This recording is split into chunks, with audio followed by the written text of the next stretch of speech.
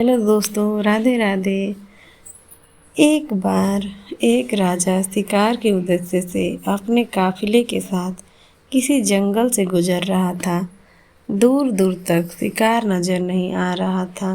वे धीरे धीरे घनघोर जंगल में प्रवेश करते गए। अभी कुछ ही दूर गए थे कि उन्हें कुछ डाकुओं के छिपने की जगह दिखाई दी।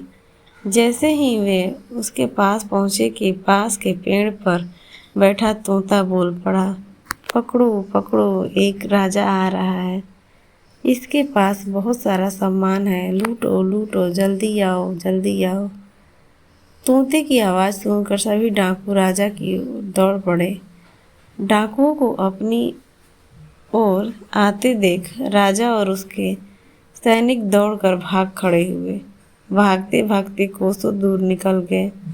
सामने एक बड़ा सा पेड़ दिखाई दिया। कुछ देर सुस्ताने के लिए उस पेड़ के पास चले गए। जैसे ही पेड़ के पास पहुंचे कि उस पेड़ पर बैठा तोता बोल पड़ा, आओ राजन, हमारे साधु महात्मा की कुटी में आपका स्वागत है।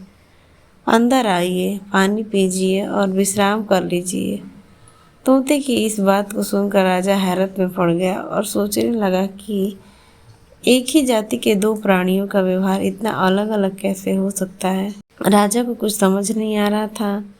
वह तोते की बात मानकर अंदर साधु की कुटिया की ओर चल गया। साधु महात्मा को प्रणाम करके उनके समीप बैठ गया और धीरे धीरे अपनी सारी कहानी सुनाई और फिर धीरे से पूछा, ऋषिवर, इन तोतों के व्यवहार में आखिर इतना अंतर क्यों?